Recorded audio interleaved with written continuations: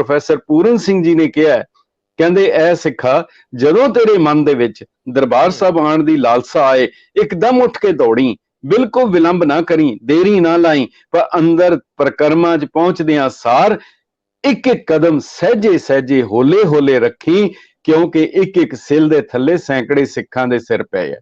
ये कोई अतकथनी नहीं है, ये बिल्कुल जिहड़ी है ये सही गल है। पर उस तो बाद फिर उस तो बाद जिहड़ियां भी हुकूमतां आईयां उन्हां दी कोशिश रही, भावें कोई हुकूमत आ जाए शुरू तो लैके मुगलों की होए, दुरानिया की होए, अफगानिया की होए, रंगड़ा की होए, अंग्रेज़ों की होए, कांग्रेस की होए, या बाद साडी अपनी भी हुकूमत होए, हर किसी की कोशिश होंदी है कि दरबार साहब के उत्ते कब्जा जिहड़ा है ये किसी दूजे कोल नहीं जाना चाहिए। श्री अकाल तख्त साहब का जथेदार अकाल तख्त साहब एक अथॉरिटी है।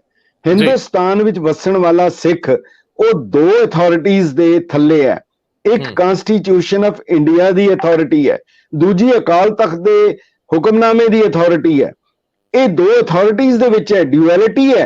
होर किसे धर्म नूं ये चीज नहीं है। मुसलमानां नूं, हिंदुआं नूं, जैनियां नूं, बौद्धियां नूं किसे नूं ये मसला नहीं है। सानू जरूर है जे किधरे कोई ऐसा हुक्मनामा आंदा है जिहड़ा कि भारत दे संविधान दे या भारत सरकार दे आदेश के विपरीत होंदा है, वो फिर एक टकराव वाली और ये बनता रहा। सिंह साहब जथेदार रणजीत सिंह दे वेले होया, जथेदार अजनोआ साहब वेले भी होया।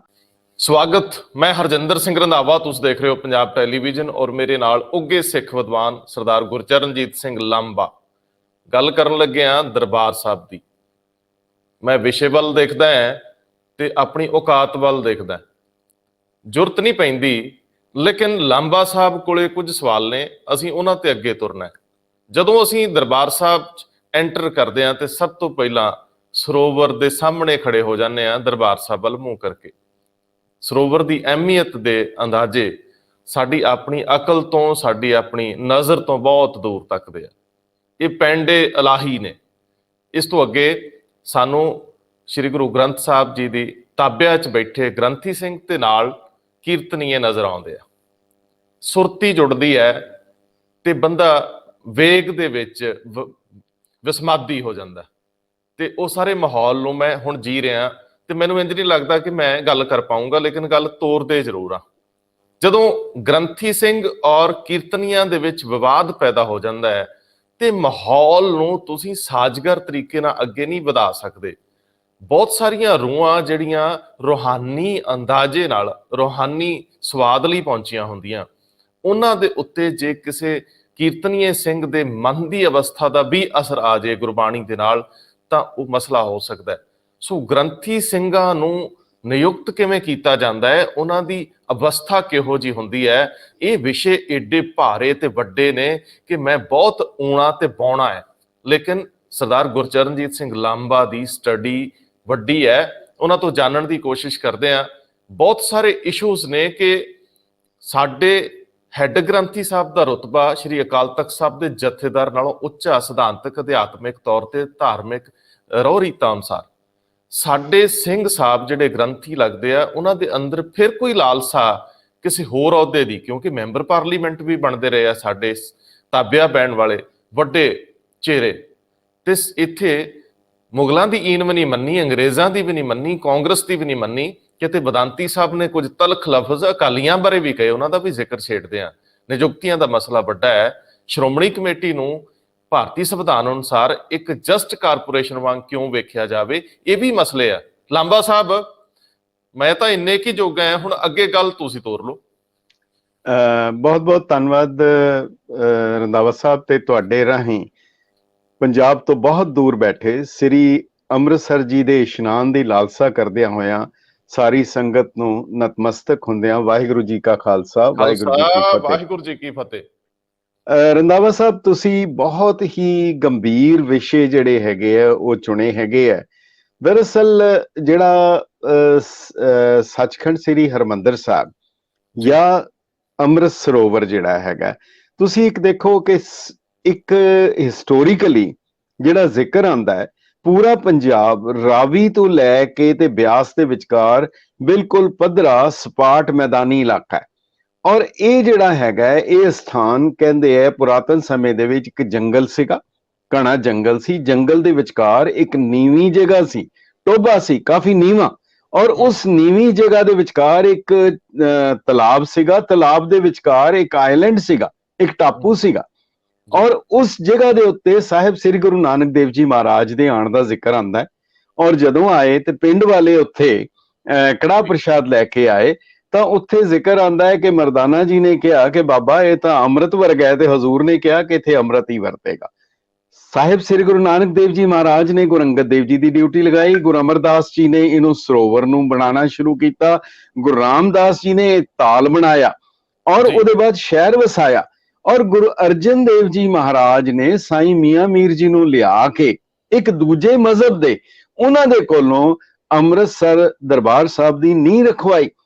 ਤਾਂ ਹੀ ਕਰਕੇ ਕਿਸੇ ਨੇ ਕਿਹਾ, कहता है कि हरमंदर की बुनियाद की ईंट दे रही है गवाही कि कभी अहले मजाहब में थी दोस्ती मुस्कुराई।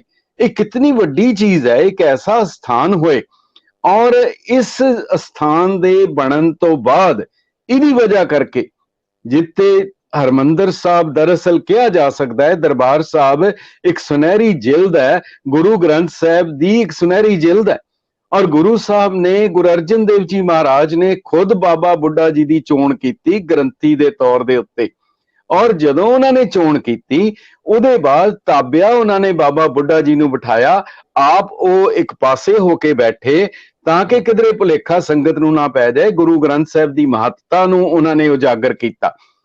ये सारा कुछ करके पर उस वेले दी हुकूमत ने भी ये कहा दरबार साहब बारे। जहांगीर ने अपनी तुज़के जहांगीरी च लिखिया ये दुकानें बातिल है, झूठ की दुकान है। और गुरु अर्जन देव जी नूं शहीद कर दिता गया जी। इतना ही नहीं, फिर गुरु साहब दे वेले गुरु गोबिंद सिंह साहब तो बाद जिहड़े दूजे इत्थे ग्रंथी बने, ਉਹ ਜਿਹੜੇ ਗ੍ਰੰਥੀ ਬਣੇ ਭਾਈ ਮਨੀ ਸਿੰਘ ਜੀ, ਉਹਨਾਂ ਦਾ ਬੰਦ ਕੱਟ ਕੇ ਸ਼ਹੀਦ ਕਰ ਦਿੱਤਾ ਗਿਆ। ਦਰਅਸਲ ਇਹ ਇੱਕ ਐਸੀ ਥਾਂ ਹੈ ਜਿਹਦੇ ਬਾਰੇ ਪ੍ਰੋਫੈਸਰ ਪੂਰਨ ਸਿੰਘ ਜੀ ਨੇ ਕਿਹਾ, ਕਹਿੰਦੇ ਐ ਸਿੱਖਾ ਜਦੋਂ ਤੇਰੇ ਮਨ ਦੇ ਵਿੱਚ ਦਰਬਾਰ ਸਾਹਿਬ ਆਉਣ ਦੀ ਲਾਲਸਾ ਆਏ, ਇੱਕਦਮ ਉੱਠ ਕੇ ਦੌੜੀ, ਬਿਲਕੁਲ ਵਿਲੰਬ ਨਾ ਕਰੀ, ਦੇਰੀ ਨਾ ਲਾਈ, ਪਰ ਅੰਦਰ ਪ੍ਰਕਰਮਾਂ 'ਚ ਪਹੁੰਚਦਿਆਂ ਸਾਰ ਇੱਕ ਇੱਕ ਕਦਮ ਸਹਿਜੇ ਸਹਿਜੇ ਹੌਲੇ ਹੌਲੇ ਰੱਖੀ, ਕਿਉਂਕਿ ਇੱਕ ਇੱਕ ਸਿਲ ਦੇ ਥੱਲੇ ਸੈਂਕੜੇ ਸਿੱਖਾਂ ਦੇ ਸਿਰ ਪਏ ਹੈ। ਇਹ ਕੋਈ ਅਤਕਥਨੀ ਨਹੀਂ ਹੈ, ਇਹ ਬਿਲਕੁਲ ਜਿਹੜੀ ਹੈ ਇਹ ਸਹੀ ਗੱਲ ਹੈ। ਪਰ ਉਸ ਤੋਂ ਬਾਅਦ ਜਿਹੜੀਆਂ ਵੀ ਹਕੂਮਤਾਂ ਆਈਆਂ ਉਹਨਾਂ ਦੀ ਕੋਸ਼ਿਸ਼ ਰਹੀ, ਭਾਵੇਂ ਕੋਈ ਹਕੂਮਤ ਆ ਜਾਏ ਸ਼ੁਰੂ ਤੋਂ ਲੈ ਕੇ ਮੁਗਲਾਂ ਦੀ ਹੋਏ, ਦੁਰਾਨੀਆਂ ਦੀ ਹੋਏ, ਅਫਗਾਨੀਆਂ ਦੀ ਹੋਏ, ਰੰਗੜਾਂ ਦੀ ਹੋਏ, ਅੰਗਰੇਜ਼ਾਂ ਦੀ ਹੋਏ, ਕਾਂਗਰਸ ਦੀ ਹੋਏ ਜਾਂ ਬਾਅਦ ਵਿੱਚ ਸਾਡੀ ਆਪਣੀ ਵੀ ਹਕੂਮਤ ਹੋਏ, ਹਰ ਕਿਸੇ ਦੀ ਕੋਸ਼ਿਸ਼ ਹੁੰਦੀ ਹੈ ਕਿ ਦਰਬਾਰ ਸਾਹਿਬ ਦੇ ਉੱਤੇ ਕਬਜ਼ਾ ਜਿਹੜਾ ਹੈ ਇਹ ਕਿਸੇ ਦੂਜੇ ਕੋਲ ਨਹੀਂ ਜਾਣਾ ਚਾਹੀਦਾ, ਕਿਉਂਕਿ ਇਹ ਗੰਮੀ ਤਾਕਤ ਹੈ।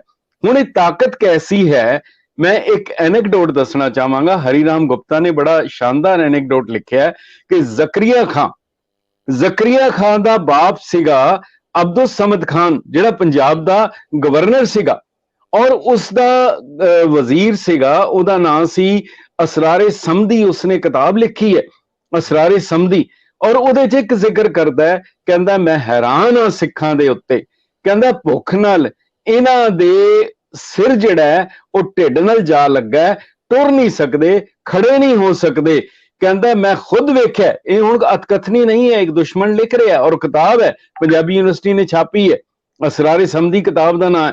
वो कहता है कि मैं खुद देखिया सिखां नूं जमीन तो मिट्टी खुरच के इदां खांदे जिवें गुड़ खा रहे होण। असी उस कौम दे वारिस हां, किस लई? और उहदे बाद जकरिया खान ने अपने दरबार दे विच भंड बुलाए, भंड बुला के कहन लगा मैनू कुछ दसो। उत्थे दो भंड सीगे, उन्होंने कहा बादशाह, वो कहता दूजे नूं देख कमाल दी गल है, जमीन सुक्की हुंदी है, बिल्कुल पद्धरी हुंदी है, कुछ भी नहीं हुंदा, अचानक तेज बारिश हुंदी है। कहता बारिश हुंदी है, पानी, हवा और जमीन मिट्टी ये जदों रलदी है अचानक डड्डू निकल आंदे है, पता नहीं कित्थों निकलदे है, कीड़े मकोड़े आ जांदे है, ਜਿਹੜੇ ਭੰਬਟ ਆ ਜਾਂਦੇ ਹੈ, ਉੱਡਣ ਵਾਲੇ ਆ ਜਾਂਦੇ ਹੈ। ਕਹਿੰਦੇ ਕਿੱਥੋਂ ਪੈਦਾ ਹੋ ਜਾਂਦੇ ਆ? ਮੈਂ ਤੇ ਹੈਰਾਨ ਆ ਕਿ ਕਿੱਥੋਂ ਪੈਦਾ ਹੋ ਜਾਂਦੇ ਆ।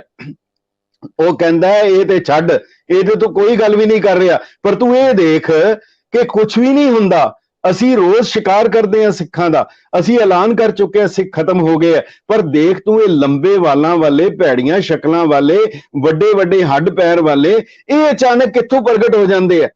ਉਹ ਕਹਿਣ ਲੱਗਾ ਤੈਨੂੰ ਨਹੀਂ ਪਤਾ, ਇਹਨਾਂ ਦਾ ਇੱਕ ਅੰਮ੍ਰਿਤਸਰ ਹੈਗਾ, ਉੱਥੇ ਜਾਂਦੇ ਆ, ਉੱਥੇ ਖਾਕ ਬਾਦ ਆਤਿਸ਼ੋ ਆਪ ਕੋ ਰਲਾਓ ਹੈ, ਉੱਥੇ ਜੋਤ ਵੀ ਜਲਦੀ ਹੈ, ਉੱਥੇ ਖਾਕ ਵੀ ਹੈ, ਮਿੱਟੀ ਵੀ ਹੈ, ਉੱਥੇ ਹਵਾ ਵੀ ਹੈ, ਔਰ ਉੱਥੇ ਪਾਣੀ ਵੀ ਹੈ। ਕਹਿੰਦੇ ਇਹ ਜਦੋਂ ਰਲਦੇ ਆ ਇਹ ਸਿੱਖ ਪੈਦਾ ਹੋ ਜਾਂਦੇ ਆ।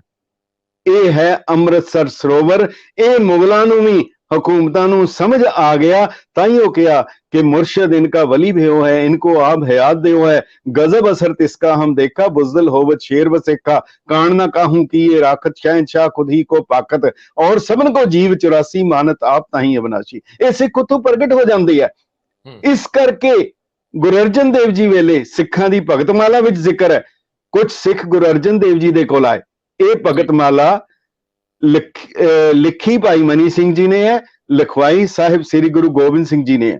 11ਵੀਂ ਵਾਰ ਦਾ ਟੀਕਾ ਹੈ। ਉਹਦੇ 'ਚ ਇੱਕ ਵਾਰਤਾ ਲਿਖੀ ਹੈ ਗੁਰੂ ਅਰਜਨ ਦੇਵ ਜੀ ਦੀ ਕਿ ਕੁਝ ਸਿੱਖ ਆਏ, ਕਹਿਣ ਲੱਗੇ ਸਾਨੂੰ ਪੰਡਤ ਬੜਾ ਤੰਗ ਕਰਦੇ ਹੈ ਕਿ ਤੁਸੀਂ ਐਡੀ ਵੱਡੀ ਗੰਗਾ ਛੱਡ ਕੇ ਤੇ ਇੱਥੇ ਛੱਪੜ ਇਸ਼ਨਾਨ ਜਾਂਦੇ ਹੋ।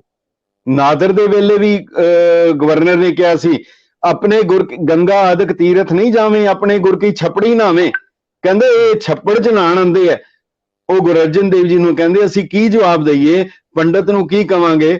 ਤੇ ਹਜ਼ੂਰ ਨੇ ਜਵਾਬ ਦਿੱਤਾ ਸੀ ਜਿਹੜਾ ਭਗਤਮਾਲਾ 'ਚ ਲਿਖਿਆ, ਗੁਰੂ ਗੋਬਿੰਦ ਸਿੰਘ ਸਾਹਿਬ ਨੇ ਜਵਾਬ ਦਿੱਤਾ। ਉਹ ਕਹਿੰਦੇ ਹੈ ਇਸ ਸਰੋਵਰ ਦੀ ਕੋਈ ਮਹੱਤਤਾ ਨਹੀਂ ਹੈ, ਬਿਲਕੁਲ ਕੋਈ ਕੀਮਤ ਨਹੀਂ ਹੈ, ਪਰ ਇੱਕ ਗੱਲ ਯਾਦ ਰੱਖਣਾ, ਇਹਦੇ ਵਿਚਕਾਰ ਜਿਹੜਾ 24 ਘੰਟੇ ਨਿਰੰਤਰ ਕੀਰਤਨ ਹੋ ਰਿਹਾ, ਕੇਵਲ ਕੀਰਤਨ ਹੋ ਰਿਹਾ, ਕੋਈ ਕੁਛ ਨਹੀਂ, ਕੋਈ ਭਾਸ਼ਣ ਨਹੀਂ, ਕੁਛ ਨਹੀਂ ਹੋ ਰਿਹਾ, ਉਹਦੇ ਨਾਲ ਇਹ ਪਾਣੀ ਜਿਹੜਾ ਅੰਮ੍ਰਿਤ ਬਣ ਜਾਂਦਾ ਹੈ। ਇਹ ਅੰਮ੍ਰਿਤ ਸਰੋਵਰ ਹੈ, ਇਹ ਅੰਮ੍ਰਿਤ ਦਾ ਸਰ ਹੈ। ਫਿਰ ਗੁਰੂ ਸਾਹਿਬ ਹੱਸ ਕੇ ਕਹਿਣ ਲੱਗੇ ਤੁਸੀਂ ਗੰਗਾ ਜਾ ਕੇ ਕੀ ਕਰੋਗੇ, ਉਹ ਤਾਂ ਭੱਜੀ ਜਾ ਰਹੀ ਹੈ, ਸਮੁੰਦਰ ਡੁੱਬਣ ਨੂੰ ਤੁਹਾਨੂੰ ਵੀ ਲਿਜਾ ਕੇ ਡੋਬੇਗੀ। ਸੋ ਇਹ ਅੰਮ੍ਰਿਤਸਰ ਸਰੋਵਰ ਦੀ ਮਹੱਤਤਾ ਜਿਹੜੀ ਸੀਗੀ, ਇਸ ਨੂੰ ਸਿੱਖ ਇਤਿਹਾਸ ਦੇ ਵਿੱਚੋਂ ਵੱਖ ਕਰਨ ਲਈ ਦੁਸ਼ਮਣਾਂ ਨੇ ਕੋਸ਼ਿਸ਼ ਕੀਤੀ, ਬਾਕੀਆਂ ਨੇ ਕੀਤੀ, ਆਪਣਿਆਂ ਨੇ ਵੀ ਘੱਟ ਨਹੀਂ ਕੀਤੀ। ਸਾਡੇ ਵੀ ਕਈ ਜ਼ਿਆਦਾ ਐਸੇ ਵਿਦਵਾਨ ਪੈਦਾ ਹੋਏ ਜਿਨ੍ਹਾਂ ਨੇ ਲਿਖ ਦਿੱਤਾ। ਇੱਕ ਕਰਤਾਰ ਸਿੰਘ ਬਾੜੀ ਮਿਸ਼ਨਰੀ ਸੀਗਾ, ਉਸਨੇ ਲਿਖ ਦਿੱਤਾ, ਕਹਿੰਦਾ ਜੀ ਕਿ ਮੈਨੂੰ ਇੱਕ ਪੁੱਛਣ ਲੱਗਾ, ਕਹਿੰਦਾ ਜੇ ਜਿਹੜੇ ਗੰਗਾ ਦੀ ਜਾਂ ਹਰਿਦੁਆਰ ਦੀ ਜਾਂ ਹੋਰ ਕਿਸੇ ਉੱਥੇ ਤੀਰਥਾਂ ਦੀ ਅਗਰ ਨਹੀਂ ਇਸ਼ਨਾਨ ਦੀ ਮਹੱਤਤਾ ਤੇ ਦਰਬਾਰ ਸਾਹਿਬ ਸਰੋਵਰ ਦੀ ਕੀ ਹੈ? ਕਹਿੰਦੇ ਮੈਂ ਕਿਹਾ ਵਾਕਈ ਤੇਰੀ ਗੱਲ ਠੀਕ ਹੈ, ਮੇਰੇ ਕੋਲ ਕੋਈ ਜਵਾਬ ਨਹੀਂ ਸੀ, ਪਰ ਇੱਕ ਗੱਲ ਯਾਦ ਰੱਖਣਾ, ਉਹ ਜਿਹੜੇ ਸਥਾਨ ਹੈ ਉੱਥੇ ਘਾਟ ਹੈ, ਵੱਖ-ਵੱਖ ਜਾਤੀਆਂ ਦੇ, ਬਰਾਦਰੀਆਂ ਦੇ, ਉਹਨਾਂ ਦੇ ਘਾਟ ਹੈ, ਮਗਰ ਉੱਥੇ ਜਦੋਂ ਜਾ ਕੇ ਇਸ਼ਨਾਨ ਕਰੇਗਾ ਉਹਦੀ ਜਾਤ ਪਾਤ ਦੀ ਉਹ ਜਿਹੜੀ ਹੈ ਹੋਰ ਵਧੇਗਾ, ਉਹਦੇ 'ਚ ਵਾਧਾ ਹੋਏਗਾ। ਇੱਥੇ ਕਿਸੇ ਕਿਸਮ ਦਾ ਕੋਈ ਵਿਤਕਰਾ ਨਹੀਂ, ਕੋਈ ਆ ਜਾਏ, ਕਿਸੇ ਮਜ਼ਹਬ ਦਾ ਆ ਜਾਏ, ਕਿਸੇ ਜ਼ਾਤ ਦਾ ਆ ਜਾਏ, ਇੱਥੇ ਸੰਗਤ ਹੈ, ਪੰਗਤ ਹੈ, ਇਸ਼ਨਾਨ ਹੈ। ਤਾਈਓ ਕਰਕੇ ਬੁੱਲੇ ਸ਼ਾਹ ਨੇ ਕਿਹਾ ਸੀ ਇੱਟ ਖੜੱਕਾ ਦੁੱਕੜ ਵੱਜੇ ਨਾਲੇ ਤੱਪੇ ਚੁੱਲਾ, ਇੰਨੀ ਗੱਲੀ ਸਾਹਿਬ ਰਾਜ਼ੀ ਇੰਨੀ ਗੱਲੀ ਬੁੱਲਾ। ਸੋ ਇਹ ਸੱਚਖੰਡ ਸ੍ਰੀ ਹਰਮੰਦਰ ਸਾਹਿਬ ਦੀ। ਲਾਂਬਾ ਸਾਹਿਬ, ਅਸੀਂ ਇਸ ਤੋਂ ਪਹਿਲਾਂ ਕਿ ਅਸੀਂ ਗ੍ਰੰਥੀ ਔਰ ਹੈੱਡ ਗ੍ਰੰਥੀ ਸਿੰਘਾਂ ਦੀ ਨਿਯੁਕਤੀ ਸੰਬੰਧੀ ਅੱਗੇ ਤੁਰੀਏ, ਉਹਨਾਂ ਦੇ ਔਰੇ ਨੂੰ ਲੈ ਕੇ, ਉਹਨਾਂ ਦੇ ਹਸਤੀ ਨੂੰ ਲੈ ਕੇ ਅੱਗੇ ਤੁਰੀਏ, ਉਹਨਾਂ ਦਾ ਕੀ ਸਥਾਨ ਹੈ ਸ਼੍ਰੀ ਅਕਾਲ ਤਖਤ ਸਾਹਿਬ ਦੇ ਜਥੇਦਾਰ ਨਾਲੋਂ ਵੀ ਕੰਪੈਰੀਜ਼ਨ ਦੇ ਵਿੱਚ। ਲੇਕਿਨ ਉਸ ਤੋਂ ਪਹਿਲਾਂ ਤੁਸੀਂ ਸਰੋਵਰ ਨੂੰ ਲੈ ਕੇ ਜਿਹੜੀ ਮੁਗਲ ਕਾਲ 'ਚ ਚੱਲਦੀਆਂ ਕੁਝ ਗੱਲਾਂ ਸੀ, ਉਹਨਾਂ ਦਾ ਜ਼ਿਕਰ ਜ਼ਰੂਰ ਕਰੋ, ਕਿਉਂਕਿ ਉਹ ਵੀ ਬੜੀ ਅਹਿਮੀਅਤ ਰੱਖਦੀਆਂ। ਜ਼ਕਰੀਆ ਖਾਨ ਤੇ ਬਾਕੀ ਜਿਹੜੀਆਂ ਤੁਸੀਂ ਗੱਲਾਂ ਕਰਦੇ ਸੀ।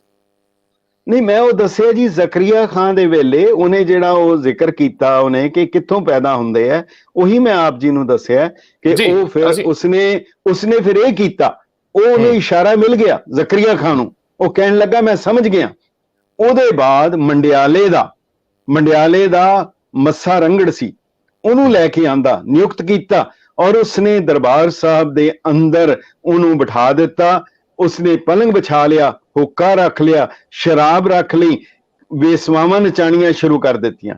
ਪਰ ਫਿਰ ਜਿਵੇਂ ਹੁੰਦਾ ਆਇਆ ਫਿਰ ਦੋ ਸਿੰਘ ਉੱਠੇ।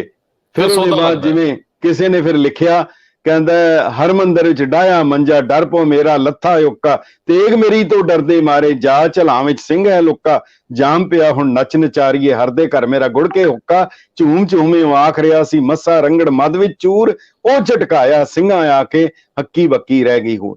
ਅੰਗਰੇਜ਼ਾਂ ਨੂੰ ਸਮਝ ਆ ਗਈ।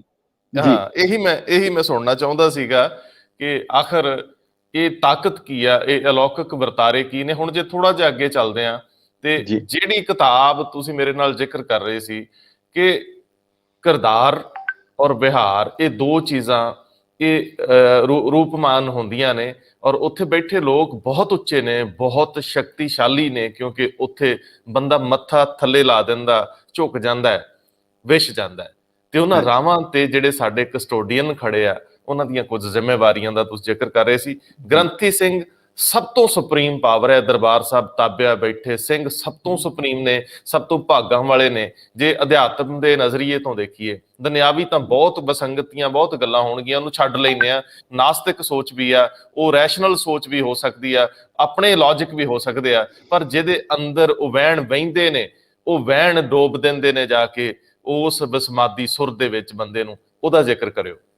ਜ਼ਰੂਰ ਜੀ। ਦੇਖੋ, ਜਿਹੜਾ ਜਦੋਂ ਬਾਬਾ ਬੁੱਢਾ ਜੀ ਨੂੰ ਉਸ ਆਸਨ ਦੇ ਉੱਤੇ ਗੁਰੂ ਸਾਹਿਬ ਨੇ ਬਿਰਾਜਮਾਨ ਕੀਤਾ, ਹੁਣ ਉਹ ਕੁਰਸੀ ਉਹ ਸੀ ਜਿਸ ਨੂੰ ਗੁਰੂ ਅਰਜਨ ਦੇਵ ਜੀ ਨੇ ਆਪਣੇ ਖੂਨ ਨਾਲ ਸਿੰਜਿਆ ਸੀ, ਉਹ ਉੱਥੇ ਉਹਨਾਂ ਨੂੰ ਸਥਾਪਿਤ ਕੀਤਾ। ਹੁਣ ਆਮ ਤੌਰ ਦੇ ਉੱਤੇ ਬਾਬਾ ਬੁੱਢਾ ਜੀ ਦੇ ਬਾਰੇ ਮੈਂ ਜ਼ਰੂਰ ਜ਼ਿਕਰ ਕਰਨਾ ਚਾਹਾਂਗਾ, ਕਿਉਂਕਿ ਪਹਿਲੇ ਗ੍ਰੰਥੀ ਹੈ ਜਿਨ੍ਹਾਂ ਨੂੰ ਗੁਰੂ ਸਾਹਿਬ ਨੇ ਸਥਾਪਿਤ ਕੀਤਾ। ਇੱਕ ਇਸ਼ਾਰਾ ਹੈ ਗ੍ਰੰਥੀ ਕਿੱਦਾਂ ਦਾ ਹੋਣਾ ਚਾਹੀਦਾ, ਗ੍ਰੰਥੀ ਦਾ ਕਿਰਦਾਰ ਔਰ ਰੁਤਬਾ ਕਿੱਦਾਂ ਦਾ ਹੋਣਾ ਚਾਹੀਦਾ। ਬਿਲਕੁਲ ਉਹੀ ਚੀਜ਼ ਬਾਅਦ ਵਿੱਚ ਪੂਰੇ ਪੰਥ ਨੇ ਮਿਲ ਕੇ ਲਿਖਤੀ ਤੌਰ ਦੇ ਉੱਤੇ ਪ੍ਰਵਾਨ ਕੀਤੀਆਂ। ਦੇਖੋ, ਲਿਖਤਾਂ ਬਣਨੀਆਂ ਉਹ ਸੈਂਕੜੇ ਸਾਲ ਲੱਗ ਜਾਂਦੇ ਆ ਉਹਨੂੰ ਬਣਾਉਂਦਿਆਂ। ਅੰਗਰੇਜ਼ਾਂ ਵੇਲੇ ਵੀ ਦਸਤੂਰੁਲ ਅਮਲ ਇੱਕ ਹੋਇਆ। ਮੁੱਦਾ ਇਹ ਸੀ ਕਿ ਦਰਬਾਰ ਸਾਹਿਬ ਦੀ ਮਲਕੀਅਤ ਕਿਸ ਦੀ ਹੈ, ਕੀ ਸੋਢੀਅਨ, ਕੀ ਬੇਦੀਅਨ, ਕੀ ਕੋਈ ਫਲਾਣੇ ਪੁਜਾਰੀ ਹਨ, ਕੀ ਕੋਈ ਹੋਰ ਹਨ, ਕੌਣ ਹੈ ਇਹਦਾ ਮਾਲਕ? ਇਹ ਅੰਗਰੇਜ਼ਾਂ ਵੇਲੇ ਸਵਾਲ ਉੱਠਿਆ ਸੀ, ਕਿਉਂਕਿ ਕੋਸ਼ਿਸ਼ ਹੋਈ ਇਹਨੂੰ ਕਦੀ ਚਰਚ ਬਣਾ ਦਿਓ, ਇਹਨੂੰ ਮੰਦਿਰ ਬਣਾ ਦਿਓ, ਇਹਦੇ ਅੰਦਰ ਮੂਰਤੀਆਂ ਰੱਖ ਦਿਓ। ਇਹ ਸਾਰਾ ਸਿਲਸਿਲਾ ਲਗਾਤਾਰ ਚੱਲਦਾ ਰਿਹਾ। ਬਲਕਿ ਇੱਕ ਗੱਲ ਮੈਂ ਕਹਿਣੀ ਚਾਹਾਂਗਾ, ਮੈਨੂੰ ਵਿੱਚ ਇਜਾਜ਼ਤ ਦੇ ਦਿਓ। ਮੈਂ ਜਦੋਂ ਦਾ ਇਤਿਹਾਸ ਪੜ੍ਹਦਾ ਮੈਨੂੰ ਇੱਕ ਗੱਲ ਯਾਦ ਆਉਂਦੀ ਹੈ, ਔਰ ਮੈਂ ਕਹੇ ਬਿਨਾਂ ਨਹੀਂ ਰਹਿ ਸਕਦਾ। ਹਰਮੰਦਰ ਸਾਹਿਬ ਨੂੰ ਹਰ ਹਕੂਮਤ ਨੇ ਹਰ ਸਮੇਂ ਦੇ ਉੱਤੇ ਇਹਨੂੰ ਢਾਇਆ, ਸਿਧਾਂਤਕ ਤੌਰ ਤੇ ਜਾਂ ਅਮਲੀ ਤੌਰ ਦੇ ਉੱਤੇ, ਔਰ ਇਹ ਸਿਲਸਿਲਾ ਜਾਰੀ ਰਹੇਗਾ। ਫਿਰ ਵੀ ਇਹਨੂੰ ਢਾਇਆ ਜਾਏਗਾ, ਪਰ ਇੱਕ ਐਸੀ ਨਿਰਜੁਰ ਨਿਰੂਪ ਸੁੰਦਰ ਸਰੂਪ ਇਮਾਰਤ ਹੈ ਜੋ ਗਿਰ ਕੇ ਗਿਰਦੀ ਨਹੀਂ। ਕਾਰਨ ਇਹ ਹੈ, ਇਹਨੂੰ ਕਿਉਂ ਢਾਇਆ ਜਾਂਦਾ ਹੈ? ਉਹਦਾ ਕਾਰਨ ਹੈ ਸਿੱਖ ਇਹਦੇ ਕੋਲ ਜਾਂਦੇ ਆ। ਜਿਸ ਦਿਨ ਸਿੱਖ ਇਹਦੇ ਕੋਲ ਜਾਣੇ ਬੰਦ ਹੋ ਜਾਣਗੇ, ਦੁਨੀਆ ਦੀਆਂ ਅਰਬਾਂ ਇਮਾਰਤਾਂ ਦੀ ਤਰ੍ਹਾਂ ਇਸ ਇਮਾਰਤ ਨੂੰ ਕੋਈ ਖਤਰਾ ਨਹੀਂ ਹੈ, ਪਰ ਜੇ ਇੱਥੇ ਸਿੱਖ ਜਾਣੇ ਬੰਦ ਹੋ ਗਏ ਫਿਰ ਸਿੱਖ ਵੀ ਖਤਮ ਹੋ ਜਾਣਗੇ। ਇਹ ਬੁਨਿਆਦੀ ਇੱਕ ਸਵਾਲ ਹੈ। ਹੁਣ ਹਰਮੰਦਰ ਸਾਹਿਬ ਦੇ ਜਦੋਂ ਗ੍ਰੰਥੀ ਬਣਾਏ, ਬਹੁਤ ਬੇਇਨਸਾਫੀ ਕੀਤੀ ਗਈ ਹੈ ਬਾਬਾ ਬੁੱਢਾ ਜੀ ਨਾਲ, ਭਾਈ ਮਰਦਾਨਾ ਜੀ ਨਾਲ। ਉਹਨਾਂ ਦੋਨਾਂ ਦੀ ਸ਼ਖਸੀਅਤ ਨੂੰ ਬਹੁਤ ਹੀ ਨੀਵੇਂ ਕਰਕੇ, ਬਾਬਾ ਬੁੱਢਾ ਜੀ ਬਾਰੇ ਅਨਪੜ੍ਹ ਸੀ, ਉਹ ਆਮ ਸਧਾਰਨ ਕਿਰਤੀ ਸਨ, ਜੱਟ ਸਾਂਗੇ, ਖੇਤੀ ਕਰਦੇ ਸੀ, ਉਹ ਕੀ ਜਾਣਨ। ਪਰ ਜਦੋਂ ਤੁਸੀਂ ਇਤਿਹਾਸ ਪੜ੍ਹਦੇ ਹੋ, ਗੁਰਬਿਲਾਸ ਦੇ ਵਿੱਚੋਂ ਵੇਰਵਾ ਪੜ੍ਹਦੇ ਹੋ, ਹੈਰਾਨ ਹੋ ਜਾਈਦਾ। ਗੁਰੂ ਅਰਜਨ ਦੇਵ ਜੀ ਮਹਾਰਾਜ ਨੇ ਬਾਬਾ ਬੁੱਢਾ ਜੀ ਨੂੰ ਸੱਦਿਆ, ਕਹਿਣ ਲੱਗੇ ਬਾਬਾ ਜੀ, ਬਾਲਕ ਹਰਗੋਬਿੰਦ ਦੀ ਪੜ੍ਹਾਈ ਦੀ ਜ਼ਿੰਮੇਵਾਰੀ ਤੁਹਾਡੀ ਹੈ। ਉਹ ਕਹਿਣ ਲੱਗੇ ਮੈਂ ਇਸ ਲਾਇਕ ਨਹੀਂ ਆ ਕਿ ਉਹਨਾਂ ਨੂੰ ਮੈਂ ਪੜ੍ਹਾਵਾਂ। ਉਸ ਵੇਲੇ ਹਜ਼ੂਰ ਨੇ ਕਿਹਾ, ਸਾਹਿਬ ਸ੍ਰੀ ਗੁਰੂ ਅਰਜਨ ਦੇਵ ਜੀ ਨੇ, ਬਾਬਾ ਜੀ ਇਹਨਾਂ ਨੂੰ ਤੁਸੀਂ ਉਹ ਪੜ੍ਹਾਈ ਕਰਾਓ ਜਿਹੜੀ ਤੁਹਾਨੂੰ ਗੁਰੂ ਨਾਨਕ ਦੇਵ ਜੀ ਨੇ ਕਰਾਈ ਹੈ। ਹੁਣ ਉਹ ਜ਼ਿਕਰ ਆਂਦਾ ਹੈ ਗੁਰਬਿਲਾਸ ਵਿੱਚ ਕਿ ਉਹਨਾਂ ਨੇ, ਬਾਬਾ ਬੁੱਢਾ ਜੀ ਨੇ ਬਾਲਕ ਹਰਗੋਬਿੰਦ ਜੀ ਨੂੰ ਪੜ੍ਹਾਈ ਕਰਾਈ, ਔਰ ਕਿਹੜੀ ਵਿਦਿਆ ਦਿੱਤੀ ਉਹਦਾ ਜ਼ਿਕਰ ਹੈ। 14 ਵਿਦਿਆ ਉਹਨਾਂ ਨੂੰ ਦਿੱਤੀਆਂ, 14 ਵਿਦਿਆ ਦੇ ਵਿੱਚ ਉਹਨਾਂ ਨੂੰ ਮਾਹਿਰ ਕਰ ਦਿੱਤਾ। ਉਹ ਉਹਨਾਂ ਨੇ ਲਿਖਿਆ, ਕਹਿੰਦਾ 14 ਵਿਦਿਆ ਸਭ ਪੜ੍ਹ ਲਈ, ਜਾਂ ਮੈਂ ਕਛ ਦੇਰ ਨਹੀਂ ਭਈ, ਬੁੱਢੇ ਕਹਿਤ ਸੋ ਲਾਗਤ ਦੇਰ, ਗੁਰਸਤ ਸਮਝ ਸੋ ਪੁੱਛਤ ਫੇਰ। ਉਹ ਦੱਸਦੇ ਬਾਅਦ ਹੀ ਸੀ, ਗੁਰੂ ਸਾਹਿਬ ਇੱਕਦਮ ਗ੍ਰੈਸਪ ਕਰ ਲੈਂਦੇ ਸੀ। ਉਹ ਕਿਹੜੀ ਵਿਦਿਆ ਪੜ੍ਹਾਈ, ਜ਼ਰਾ ਤੁਸੀਂ ਧਿਆਨ ਦੇਣਾ। ਅਰਦਾਸ ਵੀ ਹੈ, ਧਰਮ, ਅਰਥ, ਕਾਮ, ਮੋਕਸ਼, ਇਹ 4 ਪਦਾਰਥ ਹੈ। ਜਿਹਨੂੰ ਵੀ 4 ਪਦਾਰਥ ਬੁਨਿਆਦੀ ਹੈ। ਔਰ ਕਿਹੜੀ ਪੜ੍ਹਾਈ ਕਰਾਈ? ਬ੍ਰਹਮ ਗਿਆਨ ਪਹਿਲੀ, ਦੂਜੀ ਨਾੜੀ ਗਿਆਨ ਯਾਨੀ ਸਿਹਤ ਦਾ ਉਹ ਵੀ ਪੜ੍ਹਾਈ ਕਰਾਈ, ਫਿਰ ਸੰਗੀਤ, ਫਿਰ ਰਸਾਇਣ ਸ਼ਾਸਤਰ, ਫਿਰ ਵਿਆਕਰਣ, ਫਿਰ ਵੈਦਿਕ, ਫਿਰ ਨਕਸ਼ਤਰ ਵਿਦਿਆ, ਫਿਰ ਤੀਰ ਅੰਦਾਜ਼ੀ, ਕਾਮ ਸ਼ਾਸਤਰ, ਘੋੜ ਸਵਾਰੀ, ਖੇਤੀ, ਧਰਮ ਸ਼ਾਸਤਰ, ਸਿੱਖਿਆ ਅਤੇ ਨਾਟਕ। ਇਹ ਬਾਬਾ ਬੁੱਢਾ ਜੀ ਦੀ ਸ਼ਖਸੀਅਤ ਸੀ। ਸੋ ਗ੍ਰੰਥੀ ਸਰ ਅੱਜ ਦੀ ਵਿਦਿਆ ਪ੍ਰਣਾਲੀ 'ਚ ਜੇ ਇਹਨੂੰ ਹੀ ਅਡਾਪਟ ਕਰ ਲਿਆ ਜਾਵੇ, ਅਪਣਾ ਲਿਆ ਜਾਵੇ, ਕੋਈ ਹੋਰ ਜ਼ਰੂਰਤ ਹੀ ਨਹੀਂ ਰਹਿੰਦੀ। ਹਾਂਜੀ ਹਾਂਜੀ ਹਾਂਜੀ ਹਾਂਜੀ। ਮੈਂ ਇਹ ਦੇਖੋ, ਜਿਹੜਾ ਇਤਿਹਾਸ ਹੁੰਦਾ ਹੈ ਨਾ ਜੀ, ਉਹਦਾ ਪਰਪਸ ਹੀ ਇਹੀ ਹੁੰਦਾ ਹੈ। ਤਾਂ ਹੀ ਕਰਕੇ ਜੌਨ ਡਾਸਨ ਨੇ ਕਿਹਾ, ਅਗਰ ਤੁਸੀਂ ਆਪਣੇ ਭਵਿੱਖ ਨੂੰ ਕਾਬੂ ਕਰਨਾ ਚਾਹੁੰਦੇ ਹੋ, ਆਪਣੇ ਪਾਸਟ ਨੂੰ ਕਾਬੂ ਕਰ ਲਓ। ਜੇ ਹੁਣ ਇਹ ਜਿਹੜੀ ਪਿਛਲੀ ਚੀਜ਼ ਹੈ, ਇਹ ਸਾਨੂੰ ਪ੍ਰੇਰਨਾ ਦੇਗੀ, ਇਹ ਹੈਗਾ। ਔਰ ਦੇਖੋ, ਇਸੇ ਦੇ ਤਹਿਤ ਹੀ 1920 ਦੇ ਵਿੱਚ ਜਦੋਂ ਸ਼੍ਰੋਮਣੀ ਗੁਰਦੁਆਰਾ ਪ੍ਰਬੰਧਕ ਕਮੇਟੀ ਦੀ ਬੁਨਿਆਦ ਰੱਖੀ ਜਾ ਰਹੀ ਸੀ, ਜਦੋਂ ਕਮੇਟੀ ਬਣ ਰਹੀ ਸੀ, ਤੇ ਜਿਹੜੀ ਪਹਿਲੀ ਮੀਟਿੰਗ ਹੋਈ ਉਹਦੇ ਜਿਹੜੇ ਮੈਂਬਰ ਸੀ, ਕਿਉਂਕਿ ਇੱਕ ਗੱਲ ਤਾਂ ਸਹੀ ਹੈ, ਜਿਹੋ ਜਿਹੇ ਵੋਟਰ ਹੋਣਗੇ ਉਦਾਂ ਦੇ ਉਹਨਾਂ ਦੇ ਨੁਮਾਇੰਦੇ ਹੋਣਗੇ। ਤਾਂ ਹੀ ਕਰਕੇ ਪਹਿਲਾਂ ਤਾਂ ਕਹਿੰਦੇ ਸੀ ਯਥਾ ਰਾਜਾ ਤਥਾ ਪ੍ਰਜਾ, ਪਰ ਨਹੀਂ, ਹੁਣ ਹੈ ਯਥਾ ਪ੍ਰਜਾ ਤਥਾ ਰਾਜਾ। ਜਿੱਦਾਂ ਦੇ ਲੋਕ ਹੋਣਗੇ ਉਦਾਂ ਦੇ ਉਹਨਾਂ ਦੇ ਆਗੂ ਹੋਣਗੇ। ਤੋ ਉਸ ਵੇਲੇ ਜਿਹੜੀ ਉਹਨਾਂ ਨੂੰ ਸ਼ਰਤਾਂ ਲਿਖੀਆਂ ਹੋਈਆਂ ਹੈਗੀਆਂ, ਉਹਦੇ ਵਿੱਚ ਇਹ ਹੈਗਾ ਕਿ ਉਹਨਾਂ ਨੂੰ ਅੰਮ੍ਰਿਤਧਾਰੀ ਹੋਣੇ ਚਾਹੀਦੇ ਆ ਜਿਹੜੇ ਮੈਂਬਰ ਹੋਣਗੇ, 5 ਕਕਾਰੀ ਹੋਣਗੇ, ਨਿਤਨੇਮ ਨਿਤ ਕਰਦਾ ਹੋਏ। ਬੜੀ ਇੰਟਰਸਟਿੰਗ ਲੈਂਗੁਏਜ ਹੈ, ਇਹ ਨਹੀਂ ਕਿ ਖਾਲੀ ਨਿਤਨੇਮ ਕਰਦਾ ਹੋਏ, ਇਹ ਲਿਖਿਆ ਨਿਤਨੇਮ ਨਿਤ ਕਰਦਾ ਹੋਏ। ਇਹ ਨਹੀਂ ਕਿ ਹਫ਼ਤੇ ਬਾਅਦ ਕਰ ਲਵੇ, ਮੈਂ ਨਿਤਨੇਮ ਕਰ ਲਿਆ। ਅੰਮ੍ਰਿਤ ਵੇਲੇ ਜਾਗਣ ਦਾ ਨੇਮੀ ਹੋਵੇ, ਉਹਦਾ ਨਿਯਮ ਹੋਵੇ, ਮੈਂ ਅੰਮ੍ਰਿਤ ਵੇਲੇ ਜਾਗਣਾ। ਆਪਣੀ ਕਮਾਈ ਦਾ ਦਸਵੰਧ ਦੇਵੇ, ਇਹ ਨਹੀਂ ਕਿ ਕਿਸੇ ਦੂਜੇ ਦੀ ਲੁੱਟਮਾਰ ਕਰਕੇ ਦੇ ਦੇਵੇ, ਆਪਣੀ ਕਮਾਈ ਚੋਂ ਦੇਵੇ। ਦੇਖੋ, ਇਹ ਸ਼ਰਤਾਂ ਸੀਗੀਆਂ। ਉਹ ਬੰਦੇ, ਸਾਡੇ ਬਜ਼ੁਰਗ ਬਹੁਤ ਸਿਆਣੇ ਸੀਗੇ, ਉਹਨਾਂ ਦੀ ਸਿੱਖੀ, ਉਹਨਾਂ ਦੀ ਸਮਝ ਜਿਹੜੀ ਸੀਗੀ ਉਹ ਬਹੁਤ ਡੂੰਘੀ ਸੀਗੀ। ਇਸ ਕਰਕੇ ਉਹਨਾਂ ਨੇ ਜਦੋਂ ਫਿਰ ਨਿਯਮ ਬਣਾਏ, ਦਸਤੂਰਲ ਅਮਲ ਬਣਾਇਆ, ਲਿਖਿਆ ਕਿ ਕਿਵੇਂ ਇਹਦਾ ਹੋਏਗਾ। ਜਿਵੇਂ ਮੈਂ ਜ਼ਿਕਰ ਕਰ ਰਿਹਾ ਸੀ ਕਿ ਹਰਮੰਦਰ ਸਾਹਿਬ ਦਾ ਮਾਲਕ ਕੌਣ ਹੈ, ਇਹਦੀ ਮਲਕੀਅਤ ਕਿਹਦੀ ਹੈ, ਤਾਂ ਕਾਫੀ ਸੋਚ ਵਿਚਾਰ ਦੇ ਬਾਅਦ ਜਿਹਦੇ ਤੇ ਸਰਕਾਰ ਦੀ ਮੋਹਰ ਲੱਗੀ, ਕਮਿਸ਼ਨਰ ਨੇ ਮੋਹਰ ਲਗਾਈ, ਉਹਦੇ ਤੇ ਲਿਖਿਆ ਕਿ ਕੋਈ ਸੋਢੀ ਬੇਦੀ ਇਹਦੇ ਮਾਲਕ ਨਹੀਂ ਹੈ, ਕੋਈ ਪੁਜਾਰੀ ਇਹਦਾ ਮਾਲਕ ਨਹੀਂ ਹੈ, ਕੋਈ ਗ੍ਰੰਥੀ ਇਹਦਾ ਮਾਲਕ ਨਹੀਂ ਹੈ। ਇਹ ਆਪਣੀ ਉਜਰਤ ਲੈ ਸਕਦੇ ਹੈ, ਮਿਹਨਤਾਨਾ ਲੈ ਸਕਦੇ ਹੈ। ਫਿਰ ਇਹਦਾ ਮਾਲਕ ਕੌਣ ਹੈ? ਉਹਦੇ 'ਚ ਲਿਖਿਆ ਹਰਮੰਦਰ ਸਾਹਿਬ ਦਾ ਮਾਲਕ ਗੁਰੂ ਰਾਮਦਾਸ ਜੀ ਹੈ, ਤੇ ਗੁਰੂ ਰਾਮਦਾਸ ਦਾ ਵਾਰਿਸ ਸਮੁੱਚਾ ਖਾਲਸਾ ਪੰਥ ਹੈ। ਇਹ ਮਾਮੂਲੀ ਚੀਜ਼ ਨਹੀਂ ਹੈਗੀ। ਮਲਕੀਅਤ ਖਾਲਸਾ ਪੰਥ ਦੀ ਹੈ। ਉਸ ਮਲਕੀਅਤ ਨੂੰ ਤੁਸੀਂ ਲਾਗੂ ਕਿੱਦਾਂ ਕਰਨਾ ਹੈ, ਅਮਲ ਵਿੱਚ ਕਿੱਦਾਂ ਲੈ ਕੇ ਆਣਾ ਹੈ, ਇਸ ਦੀ ਮਲਕੀਅਤ ਕਿਸੇ ਇੱਕ ਪੋਲੀਟੀਕਲ ਪਾਰਟੀ ਦੀ, ਕਿਸੇ ਇੱਕ ਲੀਡਰ ਦੀ, ਕਿਸੇ ਗਰੁੱਪ ਦੀ, ਕਿਸੇ ਧੜੇ ਦੀ, ਕਿਸੇ ਜਥੇਬੰਦੀ ਦੀ ਨਹੀਂ ਹੈਗੀ। ਇਹ ਸਮੁੱਚਾ ਪੰਥ ਹੈ, ਸਰਵਉੱਚ ਜਿਹੜਾ ਖਾਲਸਾ ਹੈ। ਔਰ ਉਹ ਖਾਲਸਾ ਕੇਵਲ ਇੱਕ ਖਿੱਤੇ ਦੇ ਵਿੱਚ ਨਹੀਂ ਹੈ, ਉਹ ਸਾਰੇ ਸੰਸਾਰ ਦੇ ਵਿੱਚ ਵਿਚਰ ਰਿਹਾ।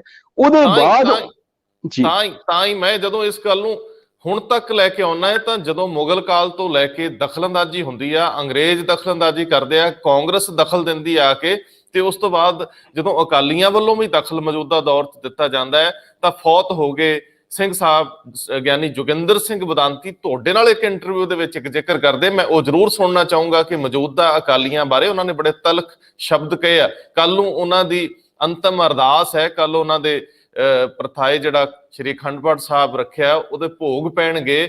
ਉਹ ਰੂਹਾਨੀ ਰੂਹ ਜਿਹੜੇ ਹੁਣ ਜਾ ਚੁੱਕੇ ਨੇ, ਉਹਨਾਂ ਦੇ ਜ਼ਿਕਰ ਜ਼ਰੂਰ ਛੇੜ ਲਓ ਜੀ।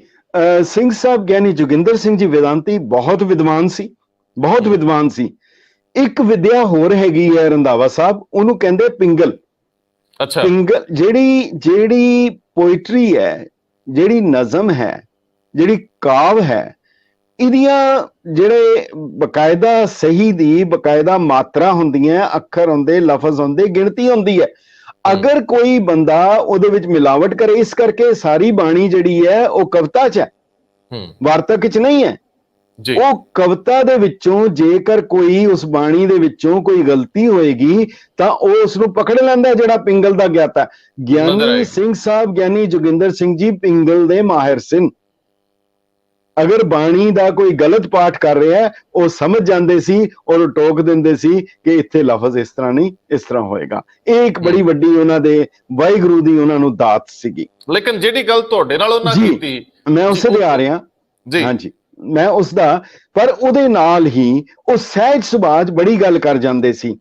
ਉਹਨਾਂ ਦੇ ਕੋਲ ਬੈਠਿਆਂ ਇੰਟਰਵਿਊ ਲੈਂਦਿਆਂ, ਔਰ ਜਿਹੜਾ ਰਿਕਾਰਡਡ ਇੰਟਰਵਿਊ ਸੀਗਾ, ਉਹਨਾਂ ਨੇ ਇਹ ਕਲੀਅਰ ਕਿਹਾ, ਸਪਸ਼ਟ ਤੌਰ ਦੇ ਉੱਤੇ ਕਿਹਾ ਕਿ ਜੇਕਰ ਸ਼੍ਰੋਮਣੀ ਅਕਾਲੀ ਦਲ ਜੇਕਰ ਹੁਣ ਧਰਮ ਨਿਰਪੱਖ ਪਾਰਟੀ ਹੋ ਗਈ ਹੈ, ਇਹਦਾ ਧਰਮ ਨਾਲ ਵਾਸਤਾ ਨਹੀਂ ਰਿਹਾ, ਪੰਜਾਬੀ ਪਾਰਟੀ ਬਣ ਚੁੱਕੀ ਹੈ, ਤਾਂ ਫਿਰ ਇਹਨੂੰ ਅਕਾਲੀ ਲਫ਼ਜ਼ ਨਹੀਂ ਲਿਖਣਾ ਚਾਹੀਦਾ।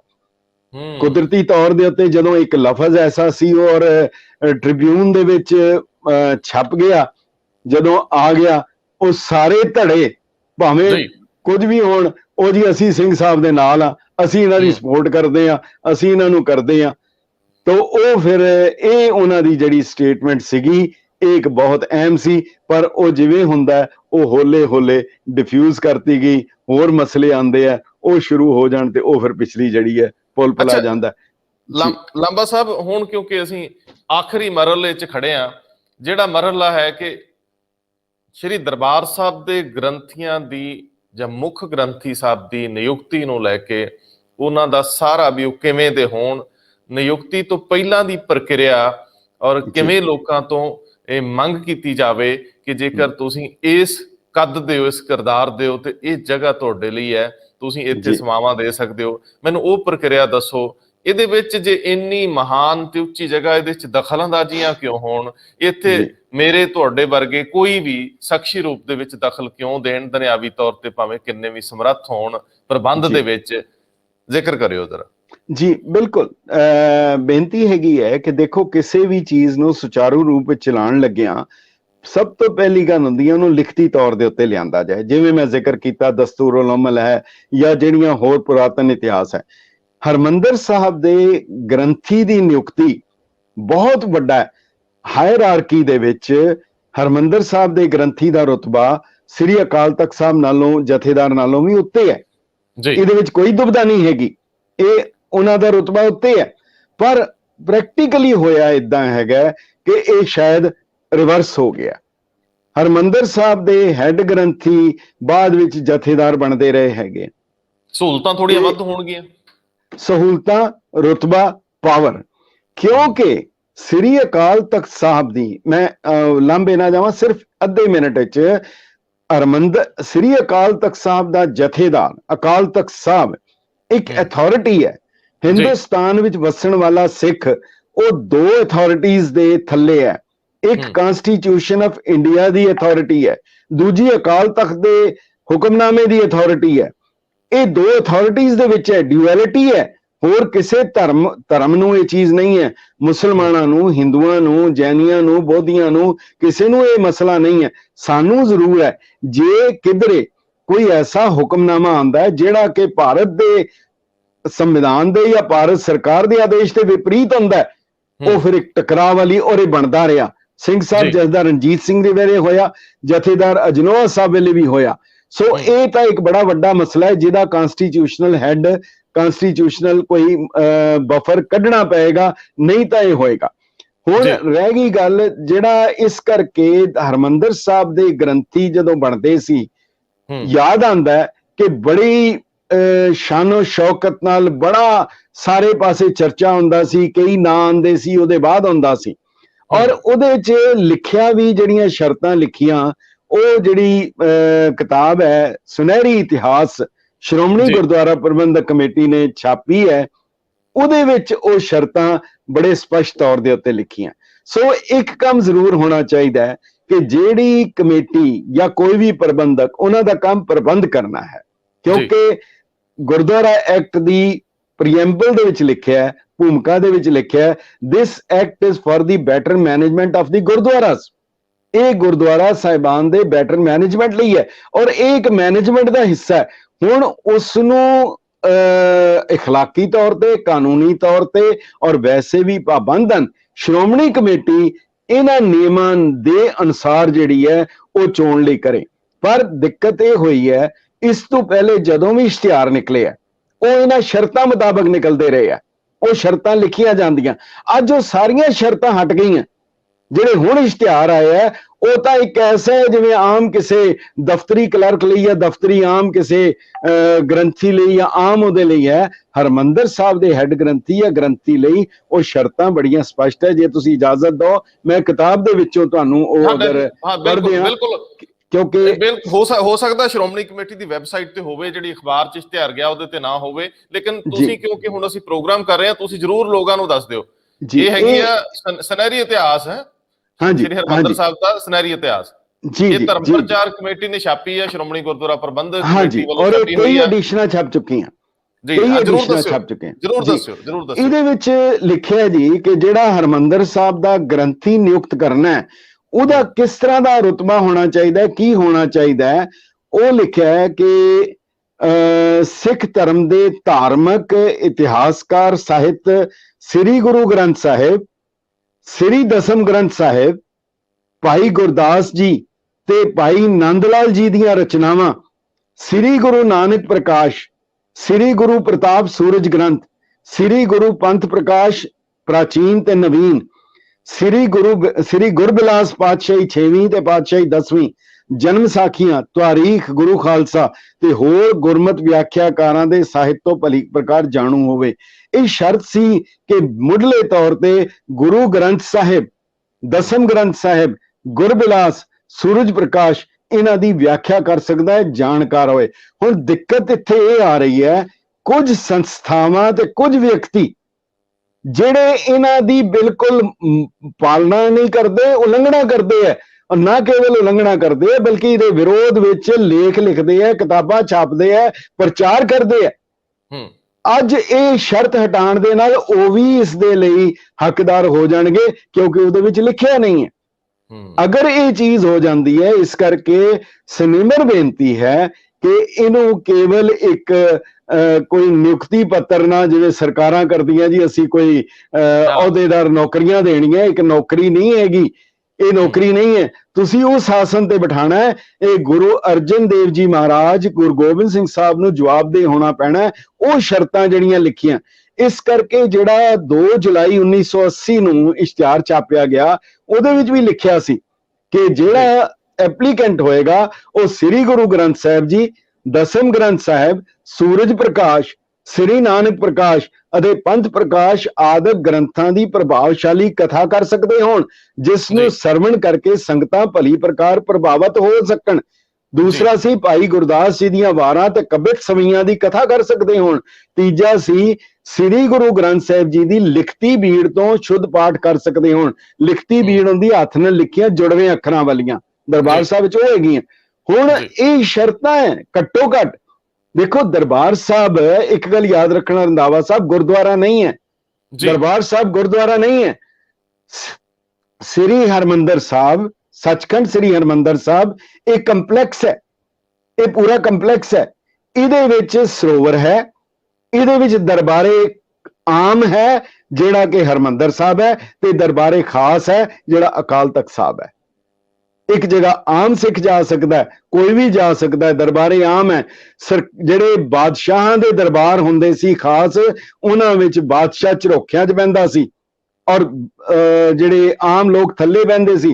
ਹਰਮੰਦਰ ਸਾਹਿਬ ਵਿੱਚ ਪ੍ਰਕਾਸ਼ ਜ਼ਮੀਨ ਦੇ ਉੱਤੇ ਹੈ ਔਰ ਸੰਗਤਾਂ ਜਿਹੜੀਆਂ ਬਾਲਕਨੀ 'ਚ ਬੈਠੀਆਂ। ਭਾਈ ਕਾਹਨ ਸਿੰਘ ਲਿਖਦੇ ਆ, ਜੇ ਅੱਜ ਕਿਸੇ ਨੇ ਨਕਸ਼ਾ ਬਣਾ ਦਿੱਤਾ ਹੁੰਦਾ ਉਹਦੀ ਕਪਾਲ ਕਿਰਿਆ ਹੋ ਜਾਣੀ ਸੀ। ਤੇ ਅਕਾਲ ਤਖਤ ਸਾਹਿਬ ਬਾਰੇ ਬੁੱਕ ਨੇ ਲਿਖਿਆ, ਅੰਗਰੇਜ਼ ਆਇਆ, ਕਹਿੰਦਾ ਮੈਂ ਬਾਹਰ ਨਿਕਲ ਕੇ ਤੇ ਅਕਾਲ ਤਖਤ ਸਾਹਿਬ ਦੇ ਸਾਹਮਣੇ ਖੜਾ ਹੋ ਗਿਆ ਤੇ ਮੈਂ ਪੁੱਛਿਆ ਇਹ ਕਿਹੜੀ ਇਮਾਰਤ ਹੈ? ਕਹਿੰਦੇ ਮੈਨੂੰ ਦੱਸਿਆ, ਕਹਿੰਦੇ ਇਹ ਇੱਕ ਐਸੀ ਜਗ੍ਹਾ ਹੈ ਜਿਹੜਾ ਮਰਜ਼ੀ ਬੰਦਾ ਲੈ ਆਓ, ਇਹ ਫੈਕਟਰੀ ਹੈ, ਇੱਥੇ ਉਹਨੂੰ ਸਿੰਘ ਸਜਾ ਕੇ ਖਾਲਸਾ ਬਣਾ ਕੇ ਬਾਹਰ ਭੇਜ ਦੇਗੇ। ਦੇਖੋ ਫਰਕ ਹੈ, ਹਰ ਚੀਜ਼ ਦਾ ਫਰਕ ਹੈ। ਇਸ ਕਰਕੇ ਐਸਾ ਨਾ ਹੋਏ। ਇਹ ਸ਼ਰਤਾਂ ਵੀ ਸਾਡੇ ਬਜ਼ੁਰਗਾਂ ਨੇ ਬਹੁਤ ਮਿਹਨਤ ਕਰਕੇ, ਕੁਰਬਾਨੀਆਂ ਦੇ ਕੇ ਤਾਂ ਇਹ ਲਿਖੀਆਂ। ਅਸੀਂ ਇਸ ਨੂੰ ਜ਼ਾਇਆ ਨਾ ਕਰ ਦਈਏ, ਕਿਉਂਕਿ ਇੱਕ ਵਾਰ ਜੇ ਥੱਲੇ ਗਿਰਾਵਟ ਵੱਲ ਚਲੇ ਗਏ ਫਿਰ ਤਾਂ ਹਰ ਚੀਜ਼ ਜਿਹੜੀ ਹੈ ਜਾਇਜ਼ ਹੋ ਜਾਏਗੀ। ਹੋਇਆ ਇਹ ਹੈ ਕਿ ਰਾਜਨੀਤਿਕ ਪਾਰਟੀਆਂ ਨੇ ਅਸੂਲ ਇੰਨੇ ਨੀਵੇਂ ਲੈ ਆਂਦੇ ਆ, ਹੁਣ ਕਿਸੇ ਅਸੂਲ ਦੀ ਕਿਸੇ ਰਾਜਨੀਤਿਕ ਪਾਰਟੀ ਨੂੰ ਲੋੜ ਹੀ ਨਹੀਂ ਰਹਿ ਗਈ। ਹਾਂ, ਸਭ ਤੋਂ ਵੱਡਾ ਮਸਲਾ ਹੈ। ਪਰ ਜੀ। ਲਾਂਬਾ ਸਾਹਿਬ, ਕਿਉਂਕਿ ਹੁਣ ਮੈਂ ਇਹਨੂੰ ਸਮਾਪਨ ਵੱਲ ਲੈ ਕੇ ਜਾਣਾ ਚਾਹੁੰਦਾ, ਕੋਈ ਜਾਂਦੇ ਜਾਂਦੇ ਦੋ ਲਫ਼ਜ਼ ਕਹਿਣੇ ਤਾਂ ਮੈਂ ਜ਼ਰੂਰ ਸੁਣਨਾ ਚਾਹੂੰਗਾ ਆਪਣੇ ਸਰੋਤਿਆਂ ਲਈ। ਮੇਰਾ ਤਾਂ ਖਿਆਲ ਹੈ ਮੈਂ ਸਾਰਾ ਕੁਝ ਕਹਿ ਹੀ ਦਿੱਤਾ ਹੈਗਾ ਕਿ ਫਿਰ ਬਹੁਤ ਸੱਚਖੰਡ ਬਹੁਤ ਸੱਚਖੰਡ ਬਹੁਤ ਬਿਹਤਰ ਕਹਿ ਚੁੱਕੇ ਹੋ। ਇੱਕ ਗੱਲ ਮੈਨੂੰ ਯਾਦ ਆਉਂਦੀ ਹੈ, ਜਿਹੜੀ ਦੋ ਗੱਲਾਂ ਬਹੁਤ ਛੋਟੀਆਂ ਛੋਟੀਆਂ। ਮੈਂ ਕੁਰਾਨ ਮਜੀਦ ਪੜ੍ਹ ਰਿਹਾ ਸੀ, ਉਹਦੇ ਵਿੱਚ ਇੱਕ ਜ਼ਿਕਰ ਆਇਆ, ਇੱਕ ਆਇਤ ਹੈ ਕਿ ਰੱਬ ਨੇ, ਖੁਦਾ ਨੇ ਇੱਕ ਵਾਅਦਾ ਕੀਤਾ ਹੈ ਜੰਨਤ ਵਿੱਚ ਮੂਮਨਾਂ ਦੇ ਲਈ ਇੱਕ ਇਮਾਰਤ ਦਾ। ਉਸ ਦਾ ਨਕਸ਼ਾ ਖਿੱਚਿਆ, ਉਸ ਨਕਸ਼ੇ ਦੇ ਵਿੱਚ ਲਿਖਿਆ ਕਿ ਇੱਕ ਐਸੀ ਇਮਾਰਤ ਹੋਏਗੀ ਜਿਹੜੀ ਬਹੁ ਮੰਜ਼ਲੀ ਹੋਏਗੀ, ਉਹਦੇ 'ਚ ਬਹੁਤ ਖਿੜਕੀਆਂ ਹੋਣਗੀਆਂ, ਉਹਦੇ ਥੱਲੇ ਪਾਣੀ ਵਗਦਾ ਹੋਏਗਾ। ਮੇਰੇ ਮਨ 'ਚ ਆਇਆ, ਕਾਸ਼ ਮੱਸਾ ਰੰਗੜ ਨੇ, ਕਾਸ਼ ਅਹਿਮਦ ਸ਼ਾਹ ਅਬਦਾਲੀ ਨੇ ਉਹ ਕੁਰਾਨ ਦੀ ਉਹ ਆਇਤ ਪੜ੍ਹੀ ਹੁੰਦੀ, ਦੇਖ ਲੈਂਦਾ ਕਿ ਉਹ ਜੰਨਤ ਵਿੱਚ ਦਿੱਤਾ ਹੋਇਆ ਨਕਸ਼ਾ ਇਸ ਧਰਤੀ ਦੇ ਉੱਤੇ ਹੈ। ਇੱਕ ਗੱਲ। ਦੂਜੀ ਗੱਲ, ਦੀਵਾਨ ਕੌੜਾ ਮੱਲ ਖੜੇ ਸਨ, ਇੱਕ ਮਾਈ ਵਾਹੋਦਾਹੀ ਜਾ ਰਹੀ ਸੀ, ਛੋਟੇ ਜਿਹੇ ਬੱਚੇ ਨੂੰ ਗੋਦੀ 'ਚ ਲਿਆ ਤੇ ਉਹਨਾਂ ਨੇ ਪੁੱਛਿਆ, ਮਾਈ ਕਿੱਥੇ ਚੱਲੀ ਹੈ? ਇਤਿਹਾਸ ਵਿੱਚ ਅੰਕਿਤ ਹੈ। ਕਹਿੰਦੀ ਮੈਂ ਦਰਬਾਰ ਸਾਹਿਬ ਜਾ ਰਹੀ ਹਾਂ। ਉਹ ਕਹਿੰਦੇ, ਮਾਈ ਤੈਨੂੰ ਨਹੀਂ ਪਤਾ, ਉੱਥੇ ਤਾਂ ਕਤਲੇਆਮ ਹੋ ਰਿਹਾ, ਉੱਥੇ ਤਾਂ ਜਿਹੜਾ ਜਾਂਦਾ ਉਹਨੂੰ ਮਾਰ ਦਿੱਤਾ ਜਾਂਦਾ। ਉਹ ਮਾਈ ਕਹਿਣ ਲੱਗੀ, ਮੈਂ ਤਾਂ ਹੀ ਜਾ ਰਹੀ ਹਾਂ, ਸ਼ਾਇਦ ਮੈਂ ਵੀ ਲੇਖੇ ਲੱਗ ਜਾਵਾਂ। ਦੀਵਾਨ ਕੌੜਾ ਮੱਲ ਨੇ ਕਿਹਾ, ਮਾਈ ਜੇ ਤੈਨੂੰ ਆਪਣੇ ਤੇ ਤਰਸ ਨਹੀਂ ਹੈ, ਇਸ ਮਾਸੂਮ ਬੱਚੇ ਤੇ ਤਰਸ ਕਰ। ਉਹਨੇ ਕਿਹਾ ਕਿ ਮੈਨੂੰ ਇਹਦੇ ਤੇ ਤਰਸ ਹੈ, ਤਾਂ ਹੀ ਮੈਂ ਇਹਨੂੰ ਵੀ ਲਿਜਾ ਰਹੀ ਹਾਂ, ਸ਼ਾਇਦ ਇਹ ਵੀ ਲੇਖੇ ਲੱਗ ਜਾਏ, ਇਹਦਾ ਵੀ ਜੀਵਨ ਸਫਲ ਹੋ ਜਾਏ। ਗੱਲ ਇਹ ਹੈ ਕਿ ਸੱਚਖੰਡ ਸ੍ਰੀ ਹਰਿਮੰਦਰ ਸਾਹਿਬ ਦੀ ਹਰ ਨਿਤਾ ਪ੍ਰਤ ਜਦੋਂ ਅਰਦਾਸ ਕਰਦਾ, ਉਹਦੇ 'ਚ ਇੱਕ ਲਫ਼ਜ਼ ਬੋਲਦਾ ਹੈ, ਸ੍ਰੀ ਅੰਮ੍ਰਿਤਸਰ ਜੀ ਦੇ ਇਸ਼ਨਾਨ। ਪਰ ਅਸੀਂ ਉਸ ਲਫ਼ਜ਼ ਨੂੰ ਵੀ ਛੇੜਛਾੜ ਕਰ ਦਿੱਤੀ, ਅਸੀਂ ਨਾਲ ਸ੍ਰੀ ਅੰਮ੍ਰਿਤਸਰ ਜੀ ਦੇ ਦਰਸ਼ਨ ਇਸ਼ਨਾਨ ਕਰ ਦਿੱਤਾ। ਦਰਸ਼ਨ ਨਹੀਂ ਹੈ, ਇਸ਼ਨਾਨ ਹੈ। ਅੰਮ੍ਰਿਤਸਰ ਦੇ ਇਸ਼ਨਾਨ ਦੀ ਮਹੱਤਤਾ ਹੈ। ਜਦੋਂ ਉੱਥੇ ਇਸ਼ਨਾਨ ਕਰਨ ਆਉਂਦੇ ਸੀ, ਕਈ ਪਹੁੰਚ ਨਹੀਂ ਸੀ ਸਕਦੇ, ਕਈ ਜਦੋਂ ਕਰਕੇ ਵਾਪਸ ਘਰ ਨਹੀਂ ਸੀ ਪਹੁੰਚ ਸਕਦੇ, ਇਹ ਹਾਲਤ ਸੀ। ਪਰ ਜਦੋਂ ਆ ਜਾਂਦੇ ਸੀ, ਹਰਿਮੰਦਰ ਸਾਹਿਬ ਵਿੱਚ ਸਰੋਵਰ ਵਿੱਚ ਇਸ਼ਨਾਨ ਕਰਨ ਲੱਗਿਆ, ਉਹ ਸਿਰ ਦੇ ਵਾਲ ਖੋਲ ਲੈਂਦੇ ਸੀ, ਅੱਗੋਂ ਜੂੜਾ, ਅੱਗੋਂ ਦਸਤਾਰ ਹਟਾ ਲੈਂਦੇ ਸੀ, ਤਾਂ ਕਿ ਦੁਸ਼ਮਣ ਨੂੰ ਦੱਸਿਆ ਜਾਏ ਕਿ ਸਿੱਖ ਅਜੇ ਜੀਂਦੇ ਹੈਗੇ ਆ, ਇਹ ਕੇਸਾਂ ਵਾਲੇ ਹੈਗੇ ਆ, ਜਿਹੜੇ ਇੱਥੇ ਹਰਿਮੰਦਰ ਸਾਹਿਬ ਨੂੰ ਆਂਦੇ ਰਹਿਣਗੇ, ਭਾਵੇਂ ਜੋ ਮਰਜ਼ੀ ਹੁੰਦਾ ਰਹੇ, ਇਹ ਕੀਮਤ ਦਿੰਦੇ ਰਹਿਣਗੇ। ਲਾਂਬਾ ਸਾਹਿਬ ਬਹੁਤ ਮਿਹਰਬਾਨੀ। ਮੈਂ ਸਰੋਤਿਆਂ ਤੋਂ ਵੀ ਔਰ ਜਿਹੜੇ ਵੀ ਸਿੱਖੀ ਸਿਧਾਂਤ ਨੂੰ, ਮਰਿਆਦਾ ਨੂੰ ਸਮਝਦੇ ਆ, ਉਹਨਾਂ ਸਾਰਿਆਂ ਦੇ ਰੂਬਰੂ ਕੋਈ ਵੀ ਗਲਤੀ ਇਸ ਪ੍ਰੋਗਰਾਮ ਦੌਰਾਨ ਹੋਈ ਉਹਦੀ ਮਾਫੀ ਮੰਗਦਾ ਹੈ, ਕਿਉਂਕਿ ਸਾਡੀ ਹਸਤੀ ਔਰ ਸਾਡੀ ਇਹ ਗੱਲਬਾਤ ਦਾ ਵਿਸ਼ਾ ਦੋਨਾਂ ਦੇ ਵਿੱਚ ਕੋਈ ਮੇਲ ਨਹੀਂ ਹੈ। ਇੱਕ ਬਹੁਤ ਉੱਚੇ ਆਦਰਸ਼ ਲਈ ਗੱਲ ਕਰਦੇ ਆ, ਤੁਸੀਂ ਬਹੁਤ ਜ਼ਿਆਦਾ ਸੀਮਾਵਾਂ 'ਚ ਬੱਝੇ ਹੁੰਦੇ ਹੋ। ਸੋ ਬਹੁਤ ਮਿਹਰਬਾਨੀ, ਬਹੁਤ ਧੰਨਵਾਦ। ਧੰਨਵਾਦ ਜੀ।